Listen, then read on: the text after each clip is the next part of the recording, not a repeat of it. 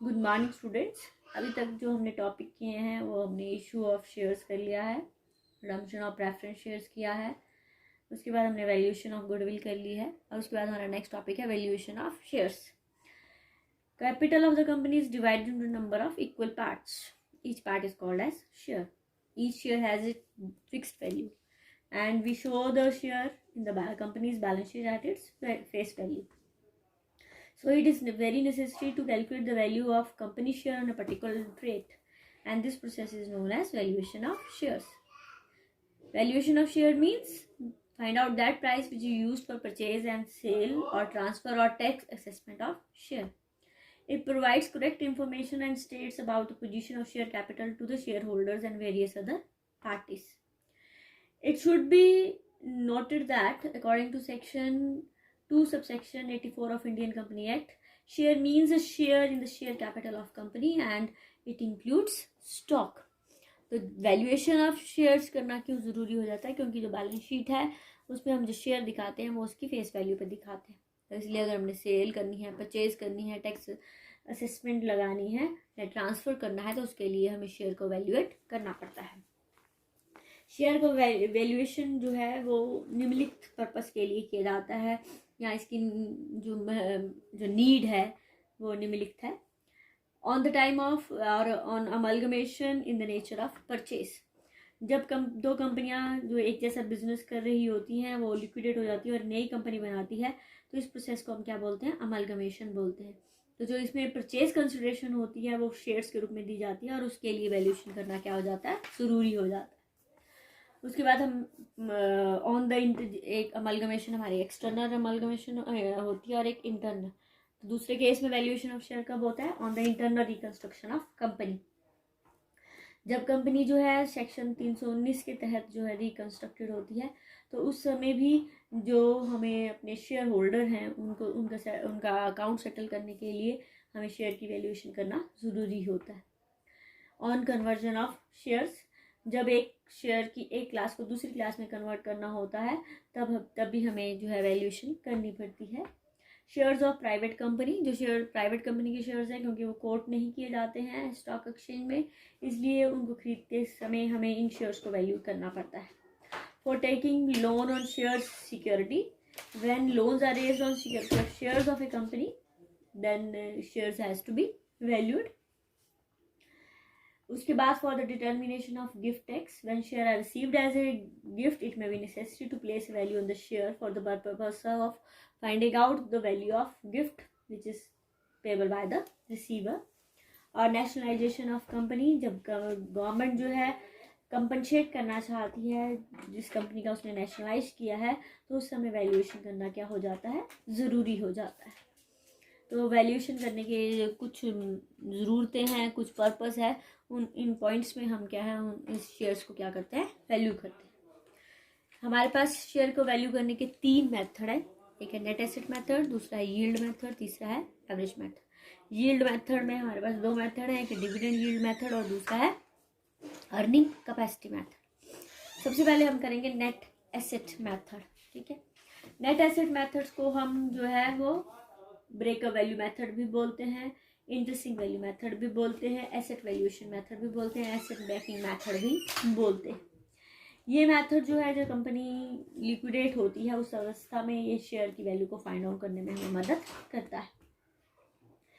ये मेथड, इस मेथड में जो है हम कैसे फाइंड आउट करते हैं? पहले हम कंपनी की एसेट्स का पता लगाते हैं, उसमें से लाइबिलिटीज को माइनस करते हैं और फिर प्रेफरेंस शेयर होल्डर्स का भी अगर कोई उसमें शेयर कैपिटल है या डिविडेंड है उनको डिडक्ट करने के बाद जो अमाउंट बच जाता है, नेट एसेट्स बचती हैं, वो इक्विटी शेयर होल्डर्स के लिए होती है, उसको नंबर ऑफ इक्विटी शेयर्स के साथ डिवाइड कर दे तो हमारे पास क्या है? वैल्यू ऑफ शेयर आ जाती है।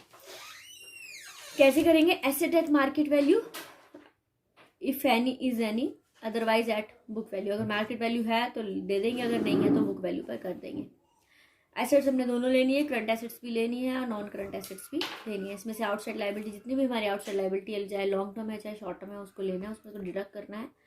और फिर उसके बाद क्लेम ऑफ शेयर होल्डर्स, वो भी आगे फिर मैं आगे पढ़ाऊंगी आपको कि प्रेफरेंस शेयर होल्डर के केस में भी हमारे पास सिचुएशंस आती हैं, हमको कैपिटल का प्रेफरेंस है या सिर्फ डिविडेंड का प्रेफरेंस है।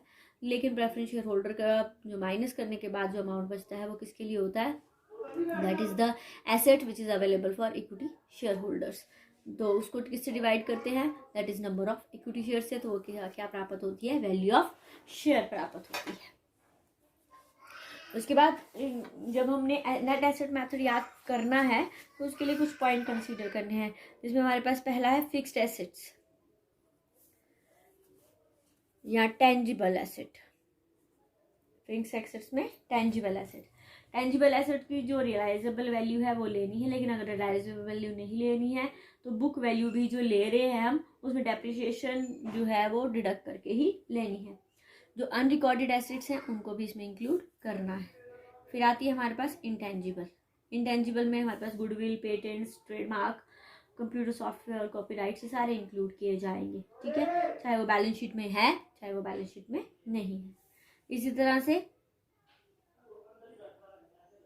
Investment and current assets, investment की वैल्यू भी आएगी और करंट एसेट्स को भी लेना है, लेकिन इसमें जो भी हमारे provision for bad and doubtful rights हैं उनको डिडक्ट करके ही लेना है। जो फिक्टिशियस एसेट्स हैं हमारे पास, next fictitious, it must be ignored, इसको नहीं लेना है हमने। इसमें अंतर्गत जैसे डिबेंचर इशू एक्सपेंसेस है, अंडरराइटिंग कमीशन है, ये नहीं लेने हैं। उसके बाद है हमारे पास आउटसाइड लायबिलिटी। आउटसाइड लायबिलिटी मैंने आपको बोला चाहे वो करंट है चाहे वो आपके पास फिक्स्ड है, वो दोनों लेनी है आपने। कंटिजेंट लायबिलिटी भी जो है हमारे पास लेनी है, हम उसको डिडक्ट करेंगे। टैक्स, अगर टैक्स का प्रोविजन भी दिया है तो वो भी इसमें से डिडक्ट करेंगे, और जो आपके प्रेफरेंस शेयर होल्डर्स हैं उनके क्लेम को भी माइनस करेंगे, ठीक है। तो ये सारी क्वेश्चंस आपने ध्यान में रखते हुए क्या करनी है जो है, तभी हमने एसेट्स की वैल्यू निकालनी है। ये मेथड की सुटेबिलिटी हमारे पास तब हम यूज़ करते हैं जब हमें कंपनी की जो अर्निंग कैपेसिटी है उसके बारे में एडिक्वेट इन्फॉर्मेशन अवेलेबल नहीं है। न्यूली एस्टैब्लिश कंपनी के केस में कर सकते हैं। दूसरा है जब कंपनी को कंटिन्यूसली लॉसेस हो रहे हैं और उसका कोई प्रोस्पेक्ट भी नहीं है प्रॉफिट कमाने का, तो हम इस मेथड का यूज़ कर सकते हैं। अगर हमने अमलगमेशन जो है वो पॉलिसी अडॉप्ट कर ली तब हम इस मेथड को यूज़ कर सकते हैं। जब कंपनी लिक्विडेट होना चाह रही है तब भी हम इस मेथड को यूज़ कर सकते हैं। कुछ हमारे टैक्सेस हैं जिसके अंदर जैसे वेल्थ टैक्स है, उसमें हम इस मेथड का यूज़ करते हैं। तो ये मेथड जो है बेसिकली तब यूज़ किया जाता है, बेसिकली जब कंपनी लिक्विडेट हो रही है तब हम इस मेथड को यूज़ करते हैं। तो अपनी बुक्स में से पहली इलिस्ट्रेशन देखो, आपके पास एसेट्स दी हुई है, मैंने उसको करके सॉल्व करेंगे हम उसको, आप उसका वो देखो कैसे करेंगे उसको हम सॉल्व। तो हमारे पास दिया हुआ है लायबिलिटी साइड में shareholder fund, equity share capital, general reserve, profit and loss balance, non current liabilities दी हैं। एसेट्स, सबसे पहले हमने एसेट्स लेंगे। इसकी जो है एडिशनल इन्फॉर्मेशन में दिया है, गुडविल जो है 31,000 पर वैल्यू की है, मशीनरी 2,75,000 पर, स्टॉक 1 लाख पर। जो इस पर वैल्यूज दी हैं वो हमने यहाँ लेनी है। मशीनरी 2,75,000 की, गुडविल 31,000 की, इन्वेस्टमेंट 40,000 की है, स्टॉक 1 लाख का है। डेटर जो बोलता है कि वो 90% ऑफ बुक वैल्यू रियलाइज होंगे, तो जो हमारे डेटर्स बेसिकली थे वो कितने रुपीज के हैं, 1,60,000 के हैं। उसका हमें कितना परसेंट मिलना है, 90%। तो 90% कितना हुआ, 1,44,000। कैश हमारे पास कितना है, 10,000। एसेट्स आई हमारे पास 6 लाख रुपए की। अब इसमें से हमने लायबिलिटीज को लेस कर देना है। डिवेंचर्स हैं, क्रेडिटर्स हैं और बिल्स पेबल हैं, टोटल 50,000। हमारी वैल्यू आई 5,50,000। हम वैल्यू ऑफ शेयर्स निकाल लेंगे, value of net assets which is available for equity share holders divided by number of equity shares. तो 5,50,000 डिवाइडेड बाय 50,000, कितने रुपए आपके पास आए, 11 रुपये आपका क्या हुआ, शेयर हुआ। वैसे आपका शेयर कितने रुपये इसका बोल रहा है, ये 10 रुपये का बोल रहा है, लेकिन अगर हम इसकी वैल्यू को फाइंड आउट करें तो ये हमारी वैल्यू कितने रुपये की है, 11 रुपये की है, यानी कि 11 रुपये पर हम शेयर्स को बेच सकते हैं, ठीक है। इसी तरह से जब हमारे पास है, जब कई बार कंपनी के पास एक ही शेयर नहीं होते, बहुत सारे जो है शेयर्स होते हैं कंपनी के पास, जैसे आपके पास इलिस्ट्रेशन नंबर 3 में दिया गया, उसमें 60,000 इक्विटी शेयर्स हैं, 50,000 इक्विटी शेयर्स हैं, 30,000 हैं, 20,000 हैं। तो हम इसकी वैल्यूज़ को भी डिफरेंट तरह से फाइंड आउट कर सकते हैं। इस अवस्था में यहाँ पर एडिशनल इन्फॉर्मेशन में दिया गया है, गुडविल को 30,000 पर वैल्यू करना है, बिल्डिंग को 24 लाख पर, मशीनरी को 6 लाख पर, इन्वेस्टमेंट को 70,000 पर और करंट एसेट्स को 11,40,000 पर करना है। तो ये सारी जो आपके पास वो थी उसको उनकी वैल्यूज़ को हमें यहाँ पर दिया गया है। ठीक है, ये हमने वैल्यू कर दी। हमारी टोटल एसेट्स की वैल्यू आई 42,40,000 रुपये। अब इसमें से माइनस करेंगे आउटसाइड लायबिलिटीज़। लायबिलिटीज़ में हमारे पास डिबेंचर्स हैं 1,00,000 रुपये के, उसके बाद क्रेडिटर्स हैं हमारे पास 3,00,000 रुपये के, और एडिशनल इंफॉर्मेशन में दिया हुआ है हमारे पास there is liability of ₹35,000 not recorded in the books of account. तो 35,000 के हमने ये ले लेनी है। उसके बाद साथ में दिया हुआ है कि जो interest on debenture is outstanding for 6 months. जो डिबेंचर का इंटरेस्ट है वो भी 6 महीने से आउटस्टैंडिंग है। तो डिबेंचर आपके पास 1,00,000 रुपये के हैं, 10% इसका इंटरेस्ट है। 1,00,000 का 10% हुआ आपके पास 1,000, 10,000 का 6 महीने का आपका इंटरेस्ट हुआ 5,000। तो टोटल जो आपकी लायबिलिटीज आई वो आई 4,40,000 की। तो 42,40,000 में से 4,40,000 माइनस किए तो हमारे पास आया टोटल एसेट जो अवेलेबल है वो 38 लाख। तो सबसे पहले हम पता लगा लेंगे कि ये 38 लाख डिफरेंट शेयर होल्डर्स को कैसे कैसे अवेलेबल है हमारे पास। ठीक है, तो हमने जो हमारे पास क्या रेशो है इसमें, हमारे पास एक है 12 लाख की वैल्यू, एक है 4, 3 और 1। तो हमारे पास जो रेशो बनी हुई 12, 4, 3, 1 की बनी है। ठीक है, तो 38 लाख में से 12 बटे जो है 20 एक को हिस्सा मिलेगा, दूसरा हिस्सा 4/20, तीसरा हिस्सा 3/20 और चौथा हिस्सा 1/20। तो 22,80,000 जो है वो 12 लाख वालों के लिए है, 7,60,000 दूसरे के लिए, 5,70,000 और 1,90,000। अब हम इसकी वैल्यू ऑफ शेयर्स जो है फाइंड आउट कर लेंगे। 22,80,000 को ये जो 12 लाख हमारे पास शेयर्स हैं वो कितने हैं 60,000। तो इसको 60,000 के साथ डिवाइड किया तो ये हमारी वैल्यू आई 38 रुपये। फिर आया 7,60,000, ये हमारे पास total number of equity share है 50,000, ये हमारी वैल्यू आई 15 रुपये 20 पैसे। फिर है 5,70,000 डिवाइड बाई 30, इसकी वैल्यू आई 19 रुपये। और चौथा हमारे पास जो है वो 20,000 शेयर्स हैं, तो उसकी जो उनके पास जो इक्विटी अवेलेबल मतलब अमाउंट एसेट का अवेलेबल है वो 1,90,000। तो 1,90,000 डिवाइड बाई 20,000, तो इनकी जो वैल्यू आई वो आई 9 रुपये 50 पैसे। तो अगर डिफरेंट वैल्यू ऑफ जो इक्विटी शेयर्स हैं वो भी हमारे पास बैलेंस शीट में दिए हुए हैं, तो उस केस में हम इस प्रकार से जो है वो सॉल्व करेंगे। ये जो मैंने लाइबिलिटीज़ और ये मैंने लाइबिलिटी और इंटरेस्ट दिया है ये आपने ही लेना है क्योंकि इसमें बोला है कि 35,000 की आपकी लाइबिलिटी है वो रिकॉर्डेड नहीं है, तो ये लेनी ही है आपने। ठीक है, और इंटरेस्ट तो हम देते ही देते हैं। उसके बाद है नेक्स्ट है कि अगर हमारे पास प्रेफरेंस शेयर्स भी इसमें दिए हुए हैं, तो मैंने आपको बताया ही कि प्रेफरेंस शेयर्स का जो क्लेम है उसको माइनस कर देंगे। Preference share have the right to receive the capital and areas in dividend in preference to equity shares. As such, the capital and dividend of preference share must be deducted from the assets for ascertaining the value of an equity shares. जब हमने preference shares दिए हैं तो उसको हम क्या करते हैं इक्विटी में से माइनस कर देते हैं क्योंकि उनका राइट है ये। तो इसी तरह से इलिस्ट्रेशन हमारे पास फोर्थ है, ये भी हमारे पास दी हुई है। इसमें फिक्स एसेट्स की डिफरेंट वैल्यू दी है, गुडविल दी है, इन्वेस्टमेंट दी है, स्टॉक डेटर दिए हैं। डेटर को 2 हिस्सों में डिवाइड किया हुआ है, कंसीडर्ड गुड है और कंसीडर्ड डाउटफुल है। कैश एट बैंक है और शेयर इशू एक्सपेंसेस है। मतलब प्रेफरेंस डिविडेंड जो है 2 साल का डिविडेंड में है। Market price of investment is ₹45,000।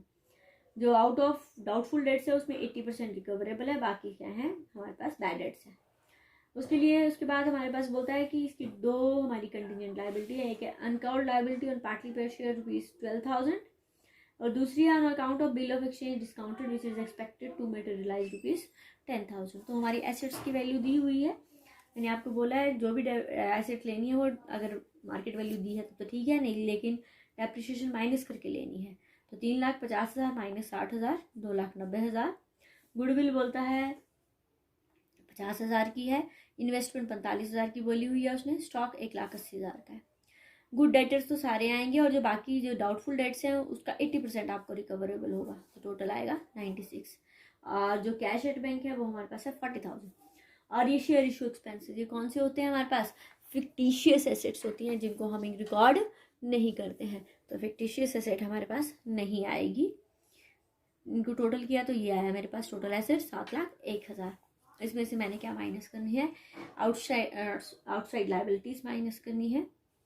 इसमें 14% डिबेंचर्स हैं 1 लाख के, क्रेडिटर्स हैं 90,000 के, आउटस्टैंडिंग एक्सपेंसेस है 10,000 के। अब एक हमारे पास 2 कंटीजेंट लाइबिलिटी बोली, एक तो बोली uncalled liability on partly paid share ₹12,000। तो ये पार्टली पेड शेयर्स है जो हमारी, जिस पे हमारे 12,000 पे नहीं आए। जब ये कॉल पे भी की जाएगी तो इसके कारण हमारा रिडक्शन कैश क्या हो जाएगा, रिड्यूस हो जाएगा। और दूसरा क्या होगा, ये हमारी वैल्यू ऑफ इन्वेस्टमेंट क्या हो जाएगी, इंक्रीज हो जाएगी। इसलिए नेट एसेट्स जो है वो एक जैसी रहेगी, इसलिए इसको हम रिकॉर्ड नहीं करेंगे। लेकिन जो बिल ऑफ एक्सचेंज डिस्काउंट करवाया है वो हमारे पास क्या है, which is expected to materialise rupees, जो हमें 10,000 रुपया देना पड़ेगा। तो इसलिए हम इस लाइबिलिटी को क्या कर लेंगे, यहाँ पर डिडक्ट करेंगे इसमें से, यानी कि हमें देनी पड़ेगी। तो 2,10,000 की हमारी टोटल लाइबिलिटीज आई, जिसमें से इसको माइनस किया तो आया 4,91,000। अब हम इसमें से क्या करेंगे, प्रेफरेंस शेयर कैपिटल को, अब प्रेफरेंस, क्योंकि प्रेफरेंस शेयर्स भी दिए हुए हैं हमारे पास, तो इसमें बोलता है प्रेफरेंस शेयर्स का डिविडेंड 2 सालों के लिए क्या है, एरियर में है। तो प्रेफरेंस शेयर कैपिटल हमारे पास कितने रुपीज़ की है, 1,50,000 की। 1,50,000 12% की दर से 18,000 आया। 18,000 का 2 साल का जो हमारा इंटरेस्ट बना वो कितना बना, 36,000 एक। और प्रेफरेंस शेयर कैपिटल कितनी है, 1,50,000, 1,86,000। तो जो हमारी अमाउंट आया, जो एक एसेट अवेलेबल है वो कितनी हुई, 3,05,000। तो वैल्यू ऑफ इक्विटी शेयर्स कैसी आई हमारे पास, 3,05,000 डिवाइडेड बाय जो इक्विटी शेयर्स हैं वो हमारे पास कितने हैं, 25,000। तो जो इक्विटी शेयर्स की वैल्यू आई वो कितनी आई, ₹12.20। तो ये सिंपल है जब हमारे पास क्या है, प्रेफरेंस शेयर्स भी दिए होते हैं। तो आज जो है हमने क्या किया, एसेट मेथड की शुरुआत की। आपने ये सारे सम करने हैं, फिर उसके बाद जो है मैं इससे रिलेटेड करवाऊंगी। हमारे पास जब प्रेफरेंस शेयर्स की भी 3 सिचुएशन जो है वो उत्पन्न होती हैं, उनको हम कैसे करेंगे वो हम नेक्स्ट लेक्चर में करेंगे। पर अभी तक आपने ये पहले ये करना है। बहुत आसान मेथड है नेट एसेट मेथड। इसमें हमने इन्वेस्टमेंट की वैल्यू भी लेनी है, गुडविल की वैल्यू भी लेनी है। जबकि हम पिछले जो कैपिटल एम्प्लॉयड किया था उसमें नहीं लेते थे ना हम गुडविल, इन्वेस्टमेंट की वैल्यू, लेकिन इसमें हमने क्या करना है, इन सभी की वैल्यू लेनी है। थोड़ा सा कंफ्यूज नहीं होना है, क्योंकि डिफरेंस जो है वो अलग अलग है हमारे पास। वहाँ हमारे पास जो है वो एसेट, ये हमारा एसेट मेथड है, और वो हमारे पास क्या था, वैल्यूएशन ऑफ गुडविल था, ठीक है, जिसमें कैपिटल एम्प्लॉयड की थी। कैपिटल एम्प्लॉयड में गुडविल की वैल्यू कर रहे हैं, इसलिए गुडविल की वैल्यू इंक्लूड नहीं होगी, ठीक है। तो ये हमारे पास क्या था, that is your sums of net asset method, जिसमें हमने प्रेफरेंस शेयर्स तक के प्रेफरेंस शेयर्स की जो ट्रीटमेंट कर लिया है। उसके बाद नेक्स्ट जो लेक्चर है उसमें मैं बताऊंगी कि कैसे करते हैं, प्रेफरेंस शेयर्स की भी ट्रीटमेंट अलग तरीके से होती है। आज के लिए इतना ही।